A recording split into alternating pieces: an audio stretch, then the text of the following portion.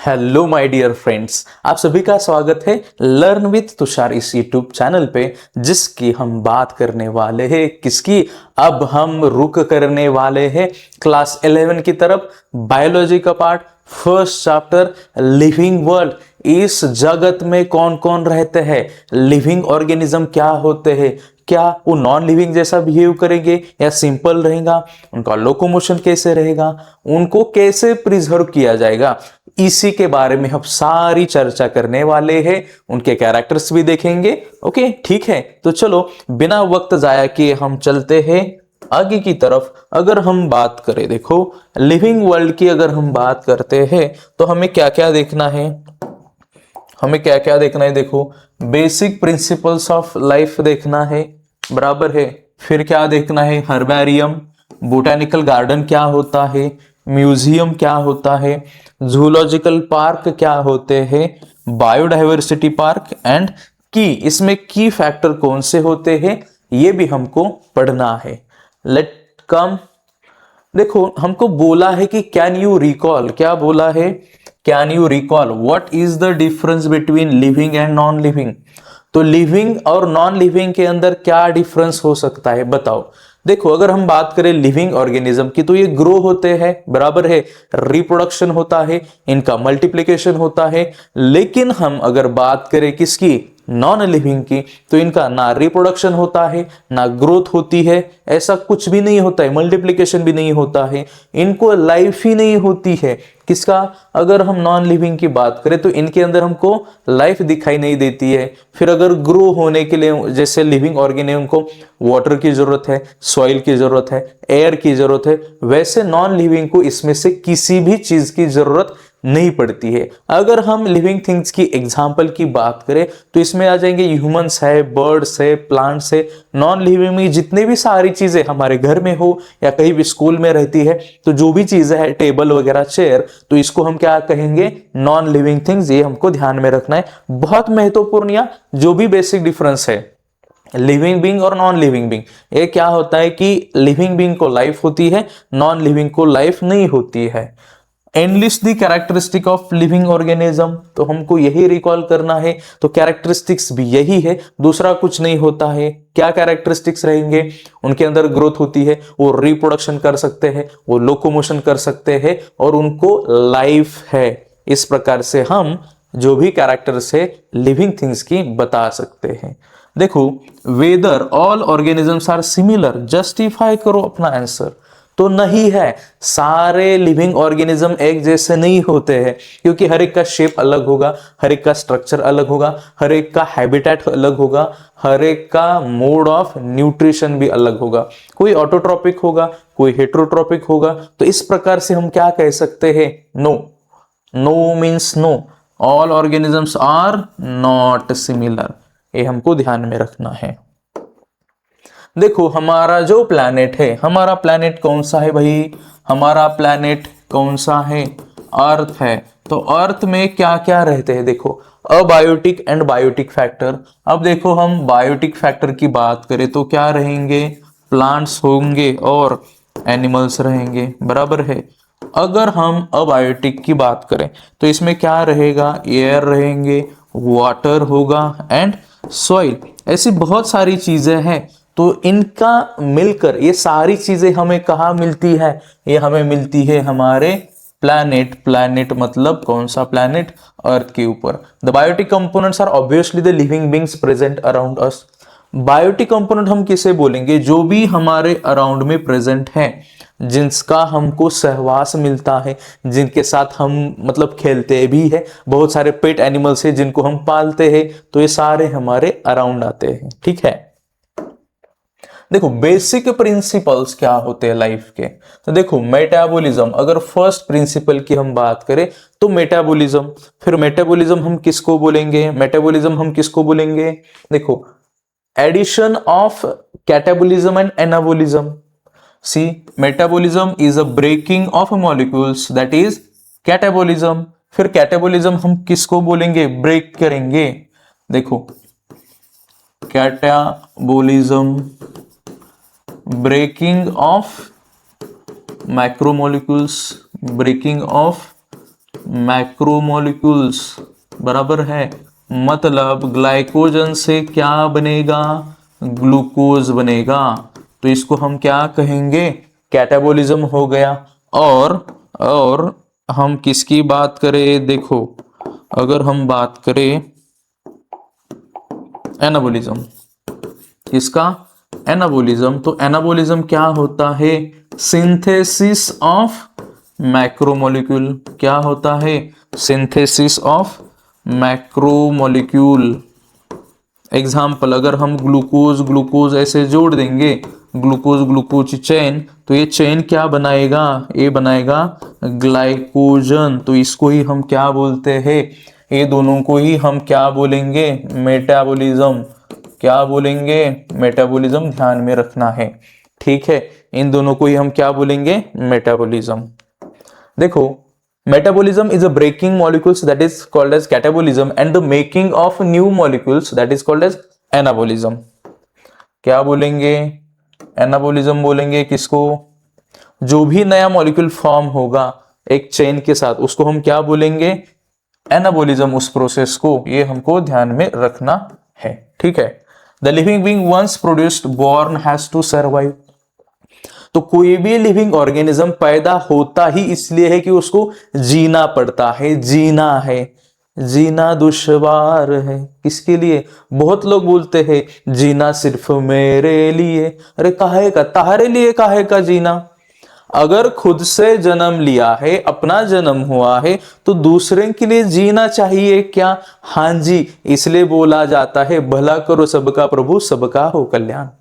अरे दूसरों के अच्छे कर्म के लिए, दूसरों को अच्छा जीवन मिलने के लिए हमको उसकी कामना करनी चाहिए। अगर दूसरों के लिए हम अच्छा बोलेंगे, अच्छी प्रार्थना करेंगे ईश्वर से, तो हमारा अपने आप अच्छा हो जाता है।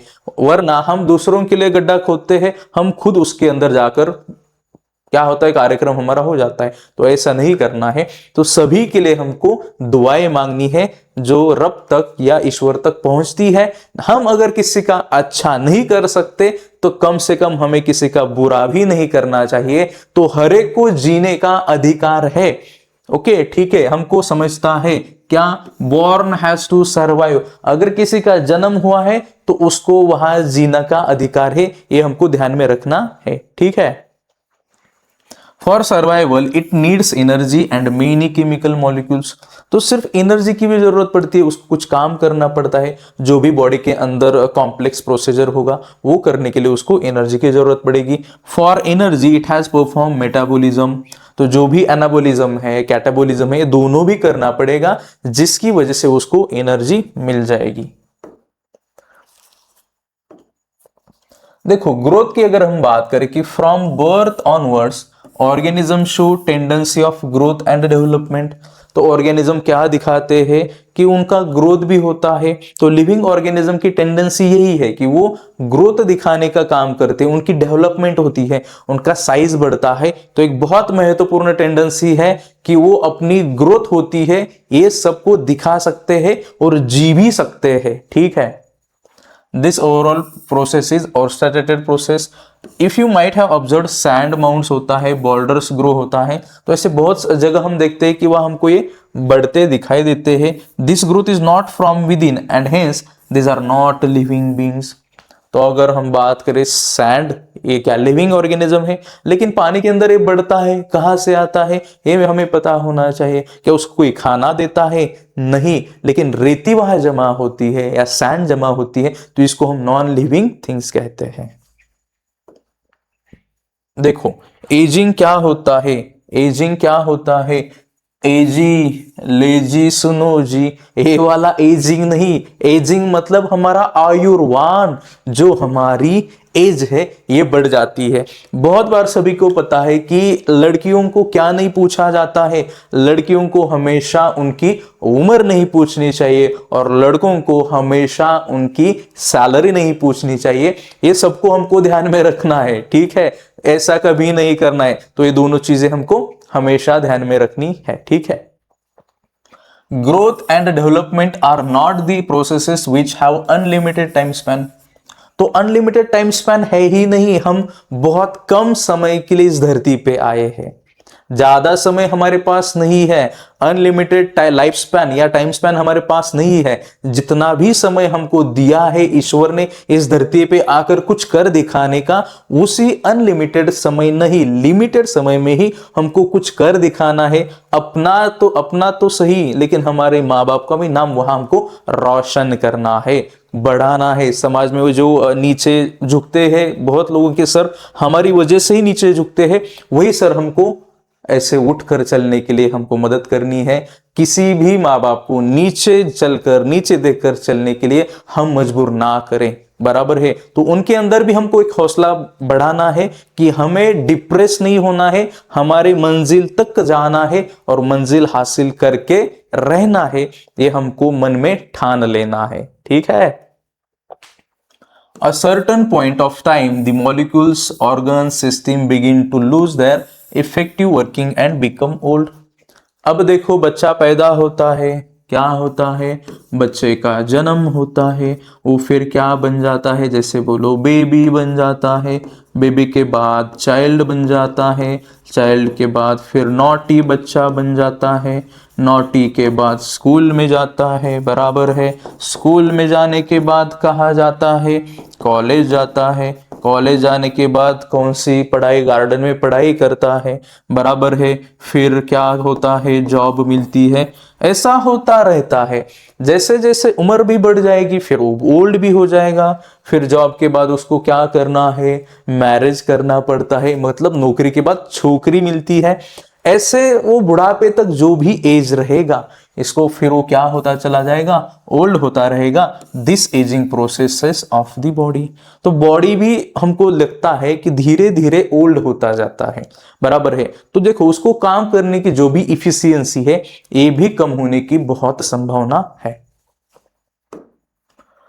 Life has to continue, that is called as perpetuate. Hence the organism tries to produce young one like itself.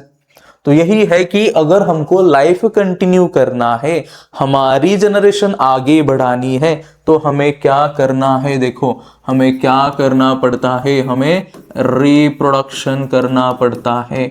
Without reproduction we can not produce new young one. हमको हमारी जैसी ही दूसरी कॉपी बनानी है, तो रिप्रोडक्शन के सिवा हमारे पास दूसरा कोई ऑप्शन है नहीं। तो रिप्रोडक्शन करना जरूरी है, जरूरी है, ध्यान में रखो। It is possible through reproduction asexual और सेक्सुअल। अब फिर हम प्लांट की बात करें तो वहां असेक्सुअल रिप्रोडक्शन होगा, सेक्सुअल भी होगा। अगर असेक्सुअल की बात करें, यूनिसेलुलर की बात करें, तो वहां बाइनरी फिजन होगा, फिर बडिंग होगा, मल्टीपल फिजन होगा। अगर हम फिर मल्टीसेलुलर की बात करें, फ्रैगमेंटेशन होगा, फिर स्पोर फॉर्मेशन है, रीजनरेशन है, वेजिटेटिव प्रोपागेशन है। बहुत सारे ऐसे हमको रिप्रोडक्शन भी मिलता है, हर एक ऑर्गेनिज्म के अंदर डिफरेंट हमको दिखाई देता है। This ensures continuity of race.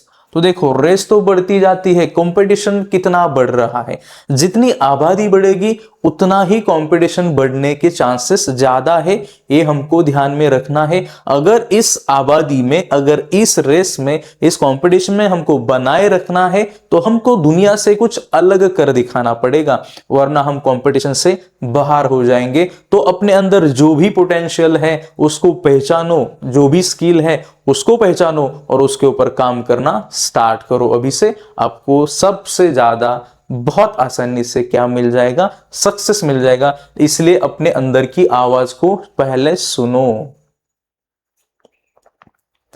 Mules sterile then worker bees do not reproduce yet are living.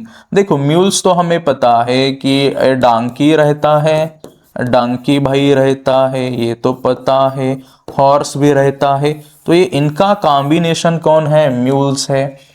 फिर वर्कर बीज की बात करें, जैसे क्वीन होता है, ड्रोन होते हैं और वर्कर बीज होते हैं। अगर हम हनी बीज की बात करें, हनी बीज की बात करें तो क्या होते हैं, देखो क्वीन होती है, फिर भाई ड्रोन होता है, बराबर है, और एक क्या होती है, वर्कर बीज। अगर वर्कर बीज की बात करें तो ये क्या नहीं होता है कि ये स्टेराइल रहते थे, रिप्रोडक्शन नहीं कर सकते, फिर भी ये क्या है, लिविंग है, क्योंकि वो अपना अपना काम करते हैं।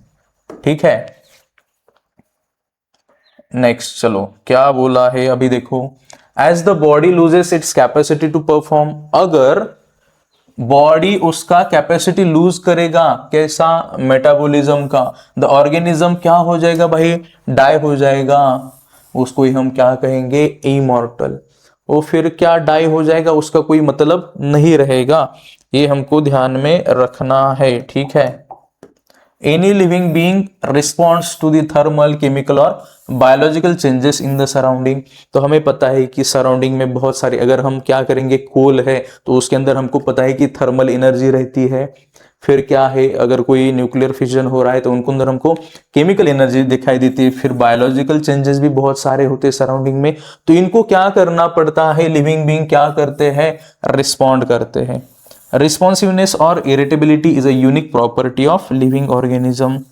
तो बहुत बार हमको इरिटेशन भी होता है, बहुत बार हम रिस्पॉन्ड भी करते हैं, तो इसी को हम क्या बोलेंगे कि यूनिक प्रॉपर्टी है। अगर टेबल है, उसको अगर गर्म होता है, बहुत बड़ी मात्रा में धूप है, क्या वो दूसरी जगह जाकर बैठेगा, क्या नहीं बैठेगा। इसी तरह से लिविंग ऑर्गेनिज्म रिस्पॉन्ड करता है, नॉन लिविंग ऑर्गेनिज्म रिस्पॉन्ड नहीं करेगा, ये ध्यान में रखना है। देखो, देयर इज ए इमेंस, क्या बोला है, there is a immense diversity in living organism. बहुत बड़ी मात्रा में हमको बायोडाइवर्सिटी या डाइवर्सिटी लिविंग ऑर्गेनिज्म के अंदर दिखती है। Since time immemorial variety of organisms are living together on the earth. बहुत सालों पहले, बहुत पहले से ही बहुत चीजें ऐसी है जो अभी हमको हमारे प्लैनेट के ऊपर, अर्थ के ऊपर दिखती है, तो बहुत पहले से एक साथ रहते हैं सारे। फिर चाहे लिविंग ऑर्गेनिज्म हो, नॉन लिविंग भी है, पहले से ही हमको दिखाई देते हैं। In order to understand the interrelationship between living and non-living as well as between two living beings or groups, systematic study of this is essential। तो हमको क्या करना है भाई कि जो भी नॉन लिविंग, जो काम नहीं करता है, जो चल नहीं सकता है, जो काम करता है, जो चल सकता है, इनके प्रॉपर्टीज को हमको स्टडी करना है बहुत सिस्टमेटिक, कि इनको कौन से ग्रुप में रखना है, ये कौन सा ग्रुप रहेगा, ये हमको पढ़ाई करनी बहुत जरूरी है। अगर हम बात करें, देखो, this data is important for various industries. ये क्या किस लिए इंपॉर्टेंट है, इंडस्ट्रीज एंड एग्रीकल्चर। ऐसा क्यों, देखो, कभी कभार हम नॉन लिविंग थिंग्स का भी इंडस्ट्री के अंदर यूज करेंगे, लिविंग थिंग्स का भी वहां इस्तेमाल करेंगे, एग्रीकल्चर में भी सभी का इस्तेमाल होता है। इसलिए अगर हम इंडस्ट्री की बात करें या एग्रीकल्चर की बात करें तो वहां हमको इसका इस्तेमाल करते हुए दिखाई देते हैं। Intensive laboratory and field studies in order to identify and classify the organisms form strong basis for meaningful use of this collected data। सभी का कोई ना कोई हमको मतलब दिखाई देता है, हर एक का कोई ना कोई इंपॉर्टेंस है, तो अच्छे से उसको पढ़ के हम क्या कर सकते हैं, इस्तेमाल में ला सकते हैं। If we need to study this diversity, certain aids called as taxonomical aids। अब हमें क्या करना है कि उसको पढ़ना है, उसको पढ़ने के लिए कुछ तो हमको मतलब इंस्ट्रूमेंट की जरूरत चाहिए, कुछ तो हमारे पास साहित्य होना चाहिए जिससे हम बता सकते हैं कि भाई हाँ, ये इस ग्रुप में जाएगा, ये इसका काम करेगा, यहाँ जाके हमको देखना है, ये यहाँ रहता है। इसको ही हम क्या बोलते हैं, देखो क्या बोलेंगे, टैक्सोनॉमिकल एड्स। टैक्सोनॉमिकल एड्स किसे बोलेंगे, अगर हमको इसकी पढ़ाई करनी है, किसी भी फ्लोरा हो या कोई भी प्लांट है, एनिमल है, उनको जाके अगर हमको पढ़ाई करनी है, देखना है, आइडेंटिफाई करना है, तो उसके लिए एक पर्टिकुलर डाटा रहता है, पर्टिकुलर इंस्ट्रूमेंट है, पर्टिकुलर सिस्टम है, उसी को हम क्या बोलेंगे, टैक्सोनॉमिकल एड्स। तो टैक्सोनॉमिकल एड्स के अंदर कौन कौन आता है, देखो, टैक्सोनॉमिकल एड्स के अंदर कौन कौन आएगा, देखो क्या आएगा, हर्बेरिया आएगा, ये भी हमको देखना है क्या होता है, बोटेनिकल गार्डन्स आएंगे, म्यूजियम्स आएंगे, बायोडाइवर्सिटी आएंगे, देन जूलॉजिकल पार्क्स आएंगे। इस तरह से हमको ध्यान में रखना है। देखो, क्यान हमको क्या बोला है, can metabolic reaction demonstrated in a test tube called in vitro test called living. अब इन विट्रो की बात करें, देखो इन विट्रो क्या होता है, अगर हम आर्टिफिशियल तरीके से करेंगे, बॉडी के बाहर करेंगे, कोई भी ऑर्गेनिज्म है उसके बॉडी के बाहर अगर हम वो प्रोसेस करेंगे, उसको हम बोलेंगे इन विट्रो कंडीशन। क्या बोलेंगे, इन विट्रो कंडीशन। अगर किसी भी ऑर्गेनिज्म के बॉडी के बाहर उसके रिलेटेड प्रोसेस किया जाएगा तो उसी को हम बोलेंगे इन विट्रो। अगर बॉडी के अंदर ही किया जाएगा तो उसको बोला जाएगा इन वीवो कंडीशन। समझ में आया? बहुत अच्छे से हमको ये ध्यान में रखना है, ठीक है। Nowadays, patients are declared brain dead and care life support. They do not show any sign of self consciousness. Are they living or non living? अब देखो कि बहुत बार क्या किया जाता है कि ऐसा डिक्लेयर किया जाता है कि वो क्या है, ब्रेन डेड है। अगर ब्रेन डेड है लेकिन अगर बॉडी के अंदर की कुछ भी मूवमेंट हो रहा है, अगर ब्रेन डेड है, सही है, ठीक है, लेकिन उसके अंदर जो भी कोई सेल डिवीजन रहता है वो क्या प्रॉपर होगा, क्या कंट्रोल एंड कोऑर्डिनेशन प्रॉपर होगा। फिर अगर हम बात करें कि कुछ भी वहां मूवमेंट होने के चांसेस है, क्या कोई लाइफ सपोर्ट मिलेगा या नहीं, ये हमको पढ़ना है, ये हमको देखना है कि हम फिर उसको क्या बोलेंगे, नॉन लिविंग बोलना है या लिविंग बोलना है। देखो ये जो हर्बैरियम है, अब हम पहले देखेंगे कि जो हर्बैरियम है बहुत एक क्या बोलते हैं हम कि एक प्राउड फील होता है कि आप जिस कॉलेज में ग्रेजुएट करते हो, जिस कॉलेज से ही आप क्या करते हो, पोस्ट ग्रेजुएशन करते हो, और उसी कॉलेज का अगर हर्बैरियम शीट हमको पढ़ाने का मौका मिलेगा 11th क्लास में, कितना भाग्यवान होते हैं। जिस कॉलेज से हमने क्या किया है, ग्रेजुएशन किया है, पोस्ट ग्रेजुएशन किया है, उसी कॉलेज से बनाया हुआ एक हर्बेरियम शीट हमको पढ़ाने का मौका मिला है, बहुत सौभाग्य की बात रहती है। मतलब इससे तो बड़ी बात कोई होगी नहीं, इसको हम क्या मतलब गोल्डन डे बोलेंगे। मतलब I can't express my feeling कि ये हम जब देख रहा है ये कि कितना अच्छा फीलिंग हो रहा है, ठीक है। जिस कॉलेज से हम पढ़ते हैं उसी कॉलेज के संदर्भ में अगर यहाँ कुछ आ जाता है तो बहुत अच्छा फील होता है, बराबर है। देखो अब हर्बैरियम क्या होता है, the two word plural that is, देखो अगर हम बात करें कि herbarium it is a singular, herbarium तो क्या है भाई, ये तो सिंगुलर है, लेकिन अगर हम हर्बैरिया तो ये क्या हो जाएगा, प्लूरल हो जाएगा। फॉर एग्जाम्पल हम माइटोकॉन्ड्रियन बोलते हैं तो वो सिंगुलर होता है, माइटोकॉन्ड्रिया बोलते हैं तो ये प्लूरल होता है।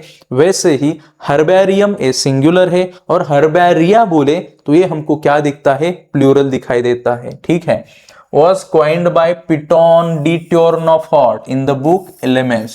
तो ये किसने डिस्कवर किया है, देखो एलिमेंट्स नामक एक बुक तैयार की थी, किसने, पिटोन डी टर्नफोर्ड जी ने। तो इसके अंदर एक मेथड बताया गया है कि हम वहां हर्बेरियम का इस्तेमाल कर सकते हैं। And the art of herbarium was initiated by an Italian taxonomist Luca घिनी।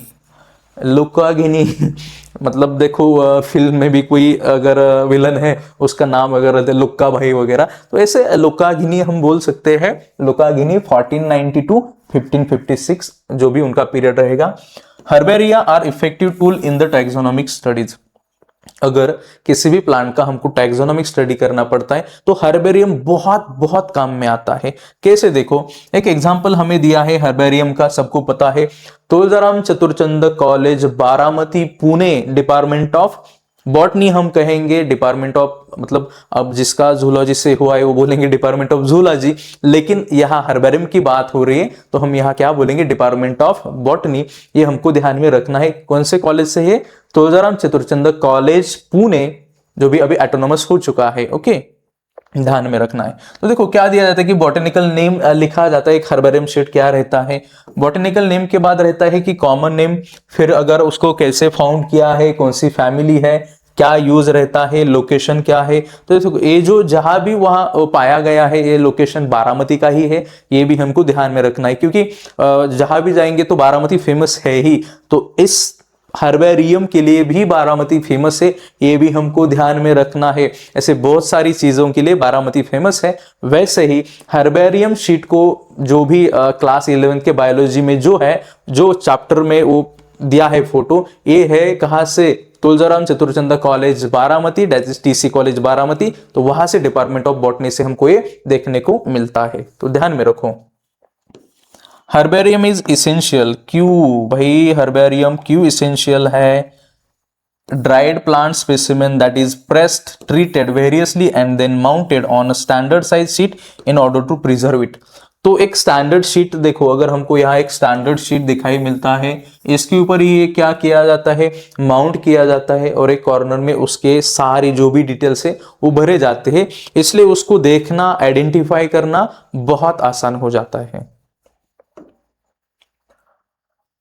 Date क्या क्या मेंशन करना पड़ता है, देखो डेट मेंशन करनी पड़ती है, प्लेस जहां से कलेक्शन किया है, detail classification highlighting with ecological peculiarities. Peculiarities मतलब क्या होता है कि कुछ अलग कैरेक्टर्स है क्या, कोई स्पेसिफिक कैरेक्टर हमको मेंशन करने होते हैं, उसको हम बोलते हैं peculiarities. Characters of the plant are also recorded on the same sheet. तो अगर बहुत बार सिर्फ डिटेल में उसका क्लासिफिकेशन, मतलब फॉर एग्जांपल अगर किंगडम की बात करें, फिर डिवीजन की बात करें, क्लास, फैमिली, ऑर्डर, जीनस, इसके साथ ही उसके यूजेस भी लिखे जाते हैं, अगर कुछ कैरेक्टरिस्टिक्स है वो भी लिखे जाते हैं। Local names and the name of the collector में बी एडेड। ऐसी चीजें हैं, अगर हम देखेंगे कि प्लांट हो या एनिमल हो, या हम प्लांट की ही बात करेंगे तो उसका एक लोकल नेम भी होता है और एक साइंटिफिक नेम होता है जिसको हम बोटेनिकल नेम बोलते हैं। तो वहां हमको वो भी ऐड करना पड़ता है, बोटेनिकल नेम, फिर कॉमन नेम, और किसने इसको कलेक्ट किया है उसका भी नाम हमको क्या करना पड़ता है, कलेक्ट करने वाले का नाम ऐड करना पड़ता है। तुम बोलेंगे कलेक्टर मतलब क्या, जिला अधिकारी होता है उसका नाम ऐड करेगा, तो ना, ऐसा नहीं करना है। कलेक्टर मतलब जिसने कलेक्ट किया है उस स्पीसीज को, उसका नाम ऐड करना पड़ता है। This information is given at lower right corner of sheet is called as label. तो हम उसको क्या बोलेंगे, लेबल बोलेंगे, और हम उसको कहाँ लिख देंगे, देखो यहां हमको राइट कॉर्नर में लिखना पड़ता है और इसको हम क्या बोलेंगे, लेबल बोलेंगे। ये हमको ध्यान में रखना है, ये हमें नहीं भूलना है। अगर हर्बेरियम शीट की बात करें, उसके ऊपर अगर हमको कुछ लिखना होता है तो क्या क्या लिखेंगे, देखो पूरा प्लांट का इंफॉर्मेशन लिखेंगे, पूरा प्लांट का क्लासिफिकेशन लिख देंगे, उसका बॉटनिकल नाम लिख देंगे, कॉमन नाम लिख देंगे, और फिर जो राइट कॉर्नर होगा वह हम क्या लिख देंगे, ये जो सारी इंफॉर्मेशन है वो राइट में लिख देंगे, उसी को ही हम क्या बोलते हैं, लेबल बोलते हैं। ये हर्बेरियम शीट के बारे में अच्छी सी जानकारी है जो हमें याद रखनी है। Thank you. देखो बोटैनिकल गार्डन्स, अब बोटैनिकल गार्डन्स का क्या काम है, ऐसी रॉक गार्डन भी है। देखो एक गार्डन आपको पता होगा, रॉक गार्डन सबको पता होगा। रॉक गार्डन कहाँ रहता है, कहाँ होता है रॉक गार्डन, एक बहुत बड़ा शहर है, मतलब 2 राज्यों का कैपिटल है जिसे हम बोलते हैं चंडीगढ़, तो वहां हमको रॉक गार्डन दिखाई देता है। तो जो भी बोटेनिकल गार्डन रहेगा बहुत सारे झाड़ होंगे वहां, जहाँ हिरवल होंगी बहुत, जहाँ बहुत कुछ घूमेंगे, खाएंगे, नाचेंगे। कौन, हमें पता है कि गार्डन में लोग किस लिए जाते हैं, ठीक है, लेकिन हमको बोटेनिकल गार्डन में जाना है कि जहां ज्यादा प्लांट्स होते हैं। Botanical gardens are the places where living plants of different varieties collected from different parts of the world are grown in a scientific and systemic way in a vivo manner। अब vivo manner मतलब ये कैसे बढ़ेंगे, naturally, बराबर है, इनको कैसे किया जाएगा, naturally with in the body ये काम करेंगे, इसलिए हम इनको क्या बोलेंगे, इन विवो मैनर बोलेंगे। जग में या जगत में हम किसी भी जगह जाएंगे तो हमको क्या दिखाई देगा, जो भी प्लांट का स्पीसीज है, स्पेसिमिन है, तो डिफरेंट पार्ट्स में हमें वहां मिलते हैं। ये सारी जानकारी हम लेके आएंगे तो एक जहां भी वो रहेगा उसी फेज में, उसी स्टेज में हम उनको रखेंगे, जो भी उसको हम बोलेंगे इन विवो मैनर। तो ये बहुत महत्वपूर्ण है। उस प्लांट को क्या किया जाएगा, फिर लेबल किया जाएगा। The label board shows scientific as well as common name of the plant. तो हमको क्या करना है, देखो प्लांट का वह हम क्या मेंशन करेंगे, साइंटिफिक नेम भी मेंशन करेंगे और कॉमन नेम भी, या वरना हम क्या बोल सकते हैं उसको कि लोकल नेम भी वह हम ऐड कर सकते हैं, ठीक है। अब एक साइंटिस्ट है लुका घिनी, जिसको हम बोलेंगे कि जो हर्बेरियम के लिए वो बहुत महत्वपूर्ण काम किया, बोटेनिकल गार्डन भी होगा। In 1543 first botanical garden of the world was established by an Italian professor Luca भाई गिनी। किसने किया है, लुक्का घिनी जी ने किया है। फर्स्ट उन्होंने एस्टैब्लिश किया, कब, देखो 1492 1556 एट पिज़ा इटली, जो पीस जैसा ऐसा झुकता हुआ पीस रहता है मनोरा वगैरह, तो वह हमको ये दिखाई देता है। Botanical garden at Kew in England is known as for the largest collection of more than 30,000 species. कितनी ज्यादा स्पीसीज का निर्माण किया है देखो, 30,000 स्पीसीज प्रिजर्व किए हैं प्लांट्स के, and more than 7 million herbaria. कितना? 7 मिलियन हर्बेरिया, मतलब 70 लाख से भी ज्यादा हर्बेरियम बनाए हैं। और कितने प्लांट्स को प्रिजर्व किया है ये लुक्का भाई गिनी ने? कितने? 30,000। ये आसान बात नहीं है कि इसको प्रिजर्व करना, तो बहुत महत्वपूर्ण काम किया है किसने? प्रोफेसर लुक्का घिनी, इन्होंने। तो ये हमको ध्यान में रखना है, ठीक है। देखो अगर बोटेनिकल गार्डन की हम बात करें, तो बोटेनिकल गार्डन हमने देखा कि जैसे लुक्का भाई गिनी सर जी ने वहाँ इस्टेब्लिश किया, डेवलप किया। तो हमारे भारत में भी बोटेनिकल गार्डन कोलकाता में है। हमें पता होगा बोटेनिकल गार्डन कहाँ है, कोलकाता है। फिर कोलकाता की बात करें हम, तो 255 ईयर्स ओल्ड कौन सा ट्री है? बनियान ट्री वहां दिखाई देता है, ये ध्यान में रखो। अगर हम बोटेनिकल गार्डन की बात करें तो भारत में बोटेनिकल गार्डन कहाँ है? अगर कोलकाता की बात करें तो वहां 255 मतलब 255 ईयर्स ओल्ड का बनियान ट्री है। मतलब देखो बहुत लंबी उम्र के लिए जो भी वहां पेड़ है उसका नाम है बनियान ट्री। इसलिए वहां लोग चक्कर काटते हैं दोरा लेके, बराबर है, क्योंकि उसको बहुत एजिंग रहता है, बहुत आयुर्मान हम बोलते हैं, इसलिए वो बहुत ज्यादा ओल्ड रहता है। तो ये है कहां? बोटेनिकल गार्डन कोलकाता में है। 255 ईयर्स ओल्ड इसका लाइफ स्पैन है, ये हमको ध्यान में रखना है। ओके, देखो कंजर्वेशन ऑफ बायोडाइवर्सिटी, हमको क्या करनी है? बायोडाइवर्सिटी कंजर्व करनी है। कैसे कंजर्व करेंगे अब बायोडाइवर्सिटी? हम कैसे करेंगे? Biodiversity is the degree of variation of life forms in an ecosystem. Biodiversity is essential to maintain ecological stability.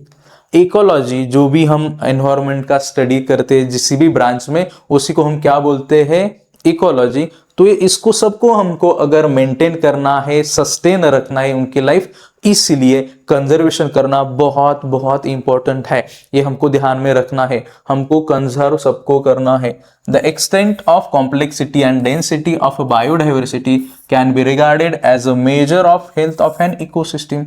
तो इकोसिस्टम का भी हमको ध्यान में रखना है कि चाहे उनको कोई नुकसान ना हो। इसी तरह से हमको क्या करना है? कंजर्व करना है। कोई भी प्लांट का स्पीसीज हो या कोई और स्पीसीज हमको कंजर्व करना है।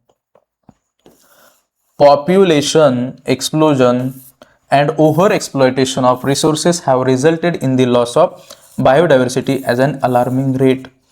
तो पॉपुलेशन तो बहुत बढ़ रही है, एक्सप्लॉइट हो रही है, मतलब पॉपुलेशन का एक्सप्लोजन हो रहा है, विस्फोट हो रहा है, किसी भी तरह से कौन से भी रेट से पॉपुलेशन बढ़ रहा है। इसलिए जो भी नेचुरल रिसोर्सेस है इनके ऊपर हमको स्ट्रेस आता दिखाई देता है। तो ये स्ट्रेस कम करने के लिए हमको पॉपुलेशन को मेंटेन करना होगा, तभी नेचुरल रिसोर्स के ऊपर कोई भी दबाव नहीं आएगा, स्ट्रेस नहीं आएगा, और सभी चीजें हमको मेंटेन होते हुए दिखाई देती है। Conservation involves attempting to slow down, stop or even reverse the loss in the natural habitat of organism। देखो पहले जमाने में क्या होता था कि सारी चीजें नेचुरल हुआ करती थी, तो सबका देखो बिहेवियर भी वैसा था। अब क्या हो चुका है कि सब कुछ चीजें बदल चुकी है, बहुत सारी आर्टिफिशियल इंटेलिजेंस हम बोलते हैं या टेक्नोलॉजी का इस्तेमाल लोग करते हैं, बराबर है। तो बिहेवियर चेंज हो गया, जो भी पहले वाला बिहेवियर था वो नहीं है, लाइफस्टाइल चेंज हो गया। इसलिए जो भी नेचुरल रिसोर्स है इसके ऊपर स्ट्रेस तो आ ही गया, लेकिन हमने हैबिटेट को भी डिस्ट्रॉय किया। जो भी प्लांट्स होंगे या एनिमल्स होंगे उनका हैबिटेट हमने क्या किया? डिस्ट्रॉय किया, जो बहुत खतरनाक चीज है। इसलिए वो अब हमारे हैबिटेट की तरफ वो लोग आ रहे हैं। इसी को हम बोलेंगे देखो इन सितु कंजर्वेशन। अब देखो इन सितु कंजर्वेशन क्या होता है? इन सितु कंजर्वेशन ये हमको ध्यान में रखना है। इन सितु कंजर्वेशन मतलब क्या? With in the habitat. Okay, जहां भी वो रहेंगे, जहां भी प्लांट्स होंगे, एनिमल्स होंगे, वहां ही उनका हमको क्या करना है, कंजर्वेशन करना है। उसी को हम बोलेंगे इन सितु कंजर्वेशन। और अगर हम बात करें एक्स सितु कंजर्वेशन, क्या बात करेंगे हम, एक्स सितु कंजर्वेशन, तो ये क्या होगा, आउटसाइड दी हैबिटेट। ये ध्यान में रखना है हमें, आउटसाइड दी हैबिटेट। तो हैबिटेट से बाहर जाके हमको क्या करना पड़ता है, स्पीसीज को कंजर्व करना पड़ता है, इसलिए हम उनको क्या बोलेंगे, एक्स सितु बोलेंगे। अगर उसी हैबिटेट के अंदर उनको कंजर्व करेंगे, उसको हम बोलेंगे इन सितु कंजर्वेशन। और हैबिटेट के बाहर जाकर उनको कंजर्व करना है, उसको हम क्या बोलेंगे, एक्स सितु कंजर्वेशन। ये हमको बहुत अच्छे से ध्यान में रखना है। ओके, देखो, for many people it is simple moral और इथिकल इशू। तो होता है कि हर एक का विचार अलग होता है, बराबर है कि हर एक के मॉरल्स अलग होते हैं, एथिक्स अलग होते हैं, लेकिन हमारा मकसद एक ही होना चाहिए, कंजर्वेशन ऑफ स्पीसीज। इससे हम परे नहीं रह सकते। We share our planet with a huge range of other organisms, we have no right to harm them. देखो, जैसे अगर हम हैं तो हमारे साथ बहुत सारे और ऑर्गेनिज्म हमको वहां होते दिखाई देते हैं, तो उनको हार्म करना ये हमारे लिए कोई भी हमारा राइट नहीं है। सबको जीने का अधिकार है हमारे साथ, मगर हम मतलब ह्यूमन के साथ प्लांट्स भी है, बैक्टीरिया है, वायरसेस है, बहुत सारे एनिमल्स है, तो उनको भी जीने का अधिकार है। हमको कोई अधिकार नहीं बनता है कि उनको क्या करना, हार्म करना। अगर हम ट्रिप को जाते तो हम क्या करते, किसी के ऐसे पान तोड़तो आपण ट्रिपला गेल्यानंतर, दैट इज नॉट गुड। अच्छी बात है क्या, नहीं है। अगर किसी फोर्ट को हम भेंट देने के लिए जाते तो वहां कुछ लिख कर आते हैं, तो ऐसा हार्म करना ये अच्छी बात नहीं है। हमें राइट है ही नहीं कि किसी भी चीज को डैमेज करना। ठीक है, हर एक को अपना अपना अधिकार है जीने का, जहां भी रहेंगे अच्छे से रहने का। ठीक है, बराबर है, समझ में आया, ये हमको ध्यान में रखना है।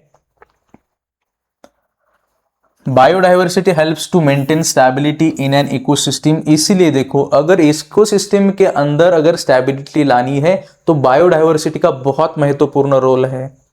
Loss of one variety of an organism can affect the entire ecosystem. अगर इकोसिस्टम में से एक भी लॉस हो जाएगी वैरायटी, तो ये पूरे इकोसिस्टम के ऊपर इफेक्ट डालेगा, परिणाम करेगा। इसलिए जितना हो चाहे हमको हर एक स्पीसीज को क्या करना है, मेंटेन रखना है, कंजर्व करना है।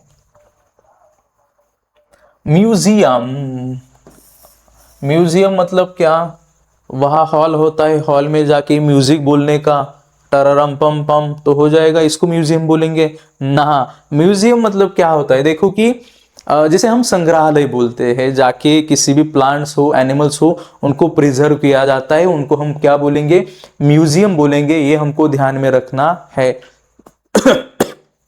प्रिजर्व किए जाने वाले एनिमल्स या प्लांट्स हो, वो जो जगह होती है उसको हम बोलते हैं म्यूजियम।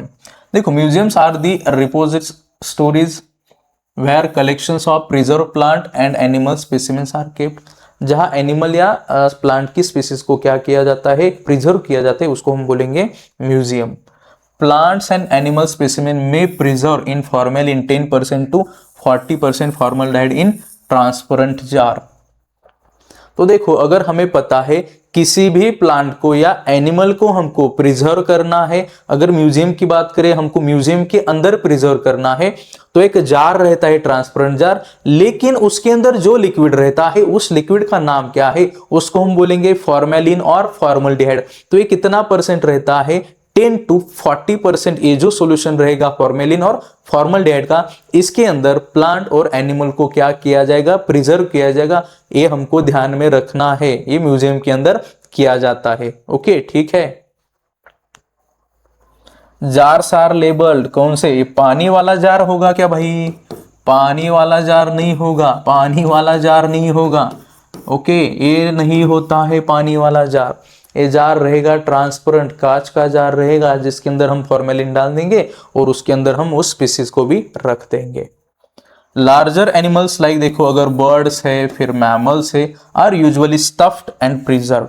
हमने बहुत बार देखा है कि अगर हम लेबोरेटरी में जाते हैं, जब 10th 11th या 12th के जब हम स्टूडेंट रहते थे, अभी है, तो लैब के अंदर जाते ही हमको एक दिखता है, अगर टेबल है, कोई कॉर्नर रहता है, एक कबर्ड जैसा रहता है, तो उसके अंदर हर एक हमको वहां प्रिजर्व किए हुए एनिमल्स दिखते हैं, प्लांट्स दिखते हैं। मतलब हर एक जगह तो हमको सांप तो दिखाई देते हैं, हमको लगता है यार सच में ये या नकली है, तो ये सच में होते हैं, लेकिन उनको प्रिजर्व किया जाता है, बहुत सालों तक वो रहते हैं क्योंकि फॉर्मेलिन की वजह से।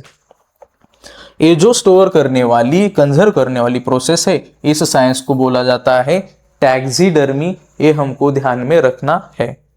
Specimens are dried form are also exhibited in museum. तो हर एक जो स्पीसीज है वहां हमको देखने को मिलती है। देखो, अगर हम बायोलॉजिकल म्यूजियम की बात करें तो वहां हमको क्या दिखाई देता है? बायोलॉजिकल म्यूजियम के अंदर हम क्या देखते हैं? प्लांट्स हो, एनिमल्स हो, इनको वहां कंजर्व किया जाएगा, इसलिए उनको बायोलॉजिकल म्यूजियम बोला जाएगा। किसी दूसरी चीज को वहां स्टोर या कंजर्व नहीं किया जाता है। और उसके अंदर हम किसका इस्तेमाल करेंगे? फॉर्मेलिन का। जो ट्रांसपेरेंट जार होगा उसके अंदर वो भर देंगे, उसके अंदर हम स्पीसीज इंसर्ट करेंगे और बहुत सालों तक वो जिंदा रहते हैं, कंजर्व रहते हैं। ठीक है। When we can find systematic collection of shells, skeletons of animals, insect boxes, etc. in the museum. अगर हम म्यूजियम के अंदर जाते हैं तो हमको हर एक सेल दिखते हैं, इंसेक्ट दिखते हैं, फिर उनका स्केलेटन दिखता है, हर एक बॉक्सेस अलग अलग दिखते हैं कि वहां उनको स्टोर किया जाता है। Biological museums in educational institutes are reference hubs of the biodiversity studies. अगर हमने किसी एनिमल को देखा नहीं है या प्लांट को नहीं देखा है तो हमको एक रेफरेंस मिल जाता है कि इससे हमको कुछ आइडिया आ जाता है, जिससे हम दूसरे एनिमल के साथ इसको क्या कर सकते हैं? कोरिलेट कर सकते हैं। ये हमको ध्यान में रखना, ये बहुत महत्वपूर्ण चीज है। देखो, जूलॉजिकल पार्क क्या है? जूलॉजिकल पार्क, तो ये हमको क्या ध्यान में रखना है? देखो, जूलॉजिकल पार्क को ही जनरली क्या बोला जाता है? जू बोला जाता है। और जो भी प्राणियों का स्टडी जहां किया जाता है उसको क्या बोलेंगे? देखो, जूलॉजी। ध्यान में रखो, जूलॉजी जो करेंगे, बॉटनी में भी जो पोस्ट ग्रेजुएशन करेंगे वो बायोलॉजी के टीचर बनते हैं। ध्यान में रखो। Is a place for interest of common man. तो देखो, अगर हमको कुछ देखने के लिए जाना है, प्लांट, एनिमल, तो हम जू में जा सकते हैं। खुद एनिमल बन के जाएंगे, प्लांट बन के जाएंगे? नहीं, हमको एनिमल को और प्लांट को देखने के लिए जाना है। In a zoo wild animals are kept in captivity. तो वहां हमको देखने को मिलता है, अरे वहां वाघ है, वहां शेर है, सिंह हम बोलते हैं, बराबर है, शेर तो हिंदी में बोलते हैं, बराबर। तो वहां हमको दिखाई देते, अरे हमको ये काटेगा क्या? अरे नहीं काटता है, ये जू में होता है, मतलब वो अपने अपने स्पेसिफिक एरिया में रिस्ट्रिक्ट किया जाता है। They are protected and care is taken to provide conditions similar to their natural habitat, for example ex situ। मतलब उनका जो नेचुरल हैबिटेट रहता है, जिससे हम बोलते हैं इन सितु कंजर्वेशन या इन सितु, वैसे कंडीशन उनको प्रोवाइड की जाती है।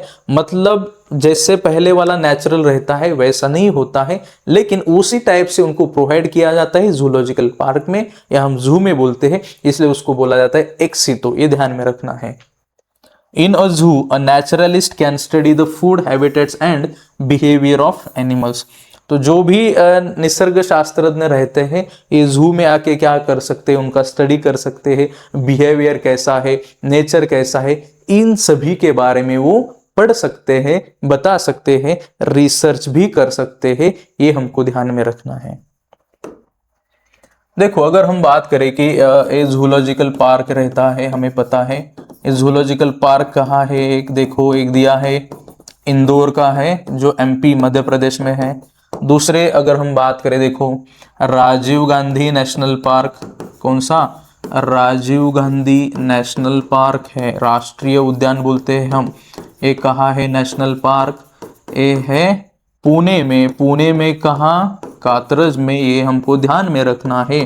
पूना को ही महाराष्ट्र की ऐतिहासिक मतलब कल्चरल कैपिटल बोला जाता है, ये भी हमको ध्यान में रखना है, क्योंकि पूना हमको नजदीक है, इसलिए मतलब हम पूना को बहुत कोरिलेट करते हैं। जैसे क्या कि पुणे वाला जो कात्रज है, ये सबको पता है, सब आप लोग भी जा चुके होंगे, वहां देखने होंगे कि कैसे एनिमल्स रहते हैं वहां। कोई ऐसे छुपकर भी रहता है, अचानक से बाहर आ जाता है। अब देखो कि फ्लोरा क्या होता है, मैनुअल्स क्या होते हैं, मोनोग्राफ और कैटलॉग क्या होते हैं। देखो, अगर हम बात करें किसका, फ्लोरा क्या होता है, देखो फ्लोरा क्या होता है सबको पता है, एक पर्टिकुलर एरिया में पाए जाने वाले प्लांट्स या जो भी होंगे प्लांट्स उसको हम बोलेंगे फ्लोरा। फिर अगर हम बात करें मैन्युअल्स किसको बोलेंगे, देखो मैन्युअल्स मतलब एक रेफरेंस बुक रहता है कि अगर हमको किसी प्लांट को आइडेंटिफाई करना है, क्या करना है, आइडेंटिफाई करना है, तो हम क्या करेंगे, एक मैनुअल ले लेंगे, उसके हिसाब से उसको क्या करेंगे, हम वहां क्या कर सकते हैं कि आइडेंटिफाई करेंगे कि यहाँ चलो ये प्लांट का ऐसा नाम है, ये क्लासिफिकेशन है, ये बोटेनिकल नाम है, लोकल नाम है। फिर अगर हम बात करें किसका, मोनोग्राफ है, मोनोग्राफ है, मोनोग्राफी है, ठीक है, बराबर है, मोनोग्राफ।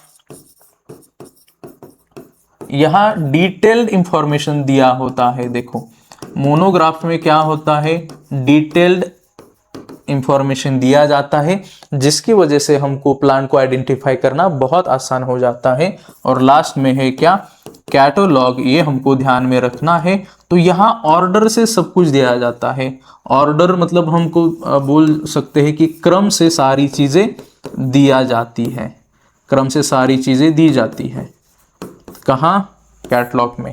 देखो फ्लोरा मतलब क्या, फ्लोरा मतलब प्लांट्स, मैनुअल मतलब जो भी रेफरेंस बुक है उसकी मदद ले लेंगे हम किसी भी प्लांट को आइडेंटिफाई करने के लिए। मोनोग्राफ की बात करें तो उसके अंदर उस प्लांट की सारी हिस्ट्री दी जाएगी, जो भी डिटेल क्लासिफिकेशन होगा, इंफॉर्मेशन होगी, कोई पेक्युलरिटीज होंगे, कैरेक्टर्स होंगे, वो हमको मोनोग्राफ के अंदर दिखाई देते हैं। और अगर हम कैटलॉग की बात करें कहाँ, प्लांट के हिसाब से, तो वहां एक ऑर्डर के साथ सारी चीजें वहां दी जाती है, जिससे हमको आइडेंटिफाई करना बहुत आसान हो जाता है। इसी क्रम से हम फ्लोरा, देन मोनोग्राफ, मैनुअल और कैटलॉग को ध्यान में रख सकते हैं। ठीक है।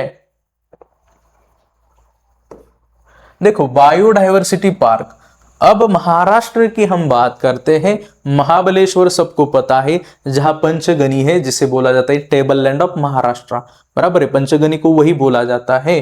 तो वहां एक क्या है, देखो उत्तमराव पाटिल उसको हम बोला जाता है, जो जैव विविधता उद्यान है, ये कहाँ है, देखो अगर हम बात करें, it is an ecological assemblage of species that form self sustaining communication on degraded barren landscape. तो वहाँ एक इकोलॉजिकल सर्वे के साथ हिसाब से वह एक बनाया गया है, जिससे हम कंजर्व कर सके। Latte Uttamrao Patil biodiversity park, Goregaon, Mahabaleshwar. इस महाबलेश्वर कहाँ आता है, सातारा में आता है, ये हमको ध्यान में रखना है। अगर हम बात करें कि बायोडायवर्सिटी पार्क कहाँ है, तो ये है इन महाराष्ट्र की हम बात करें, late Uttamrao Patil biodiversity park, Goregaon in Mahabaleshwar. ये कौन से जिले में आ जाएगा, ये सतारा में आ जाएगा, ये हमको ध्यान में रखना है। This park is the best model for conservation of natural heritage in urban area landscape. तो एक बेस्ट है कि किसी भी प्रजाति को कंजर्व करने के लिए इसको बहुत आइडियल मॉडल माना गया है, ये हमको ध्यान में रखना है। देखो systematic classification of organism is useful in understanding the interrelationships. तो अगर सिस्टमैटिक क्लासिफिकेशन होगा तो हमको भी आइडेंटिफाई करना बहुत आसान हो जाता है, इसलिए कोई भी स्टडी करना है तो हमको भी वो सिस्टमैटिक करना पड़ता है। देखो in order to understand interrelationships between organisms and maintaining harmony on planet Earth, the study of biodiversity is must। Harmonium नहीं बजाना है, हार्मोनियम नहीं बजाना है, हमको सिस्टमेटिक स्टडी करना है, जिससे बायोडायवर्सिटी को अगर हम पढ़ेंगे तो बायोडायवर्सिटी का स्टडी करना इंपॉर्टेंट है ही। क्यों, क्योंकि हमारे जो भी प्लैनेट के ऊपर, अर्थ के ऊपर जो भी चीजें हैं वो हमको पढ़नी है, वो देखनी है, एक्सप्लेन करना है, सभी के साथ उस नॉलेज को शेयर करना है। इसलिए बायोडायवर्सिटी का स्टडी करना मस्ट है, मस्ट है, मस्ट है, कंपल्सरी है, ध्यान में रखो। अब देखो नो द साइंटिस्ट, हमको क्या करना है, साइंटिस्ट जी को, एक कहा आ गए भाई, हम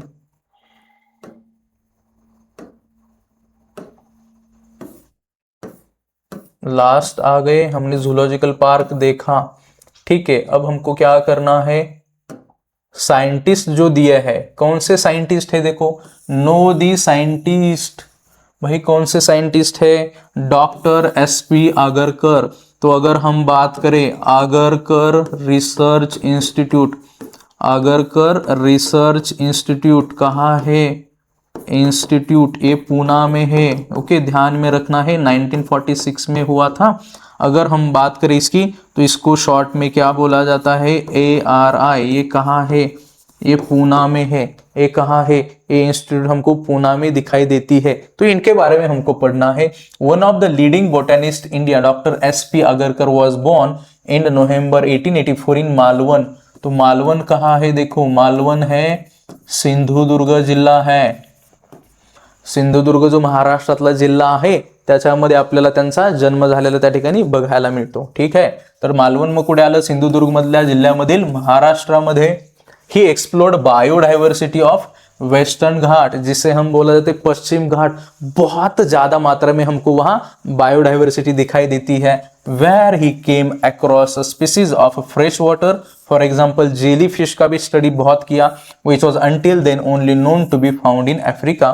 तो जब अगर हम किसकी बात करें, देखो वेस्टर्न घाट हम सबको पता है। अगर हम भारत की बात करें तो वेस्टर्न घाट में सबसे ज्यादा बायोडाइवर्सिटी रहती है। तो उन्होंने वहां स्टार्ट किया जेली फिश का स्टडी करना। फिर बाद में पता चला कि ज्यादा मात्रा में वो कहाँ पाए जाते हैं, अफ्रीका में पाए जाते हैं। These findings were published in scientific journal Nature in 1912। तो 1912 में वो एक जर्नल नेचर है, वहां उनकी जर्नी हमको क्या दिखाई देती है कि उन्होंने क्या किया, जो भी उनके फाइंडिंग्स थे वो वहां पब्लिश्ड हो गए। ओके, ठीक है। Doctor Annandale, the superintendent of the Indian museum in Kolkata, help doctor Agharkar in his future further endeavors to collect, preserve and conduct microscopic examinations of animals and the plant specimens। देखो हमको जब भी हम कहाँ भी काम करते तो हमको सीनियर के गाइडेंस की जरूरत पड़ती है। वैसे ही कोलकाता के जो डॉक्टर आनंद गले होते, उन्होंने क्या किया होता, उनको गाइडेंस किया कहाँ, जो भी फर्दर उनका जो फ्यूचर रहेगा, जो भी कलेक्शन है प्लांट का, स्पीसीज का, उसके लिए उन्होंने जो भी स्टडी करने के लिए गाइडेंस चाहिए था वो दे दिया था कि उन्होंने doctor Annandale. The institute ARI, Agharkar research institute, ये ध्यान में रखना है, Pune has been named after him. तो जो SP आगरकर है, तो बाद में पूना में जो आगरकर रिसर्च इंस्टीट्यूट है उनके जाने के बाद उसको नाम दिया गया है। देखो की मतलब क्या, चाबी, चाबी ना, हम बहुत बार बोलते हैं कि कीवर्ड, कीवर्ड तो वैसे ही है। Key is a taxonomical aid used for classification of plants and animals. अगर हमको कुछ प्लांट हो या एनिमल्स हो उनको क्लासिफाई करना है तो क्लासिफाई करने के लिए कुछ कीवर्ड्स होते हैं, तो उनका हम इस्तेमाल करेंगे एनिमल और प्लांट को क्लासिफाई करने के लिए।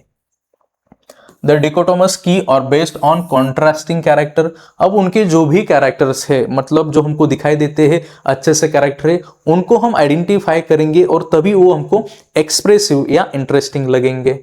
One of the contrasting characters gets accepted and other are rejected।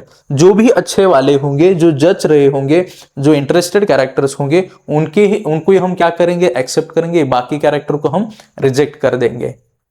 The statement in की कॉल्ड एज लीड, तो हमको लीड मिलेगा, जो भी स्टेटमेंट बहुत महत्वपूर्ण होता है उसको हम लीड बोलते हैं। Normally keys are analytical in nature, analytical मतलब एनालिसिस किया जाता है नेचर में, जिसकी मदद से हम कर सकते हैं उसको हम की बोलते हैं। When plants from any forest locality are conserved on the, क्या हो जाएगा फिर, वो कंजर्व किए जाएंगे, बराबर है। बहुत जगह उनको क्या किया जाता है, कंजर्व किया जाता है, उनको काटने नहीं देते प्लांट्स को।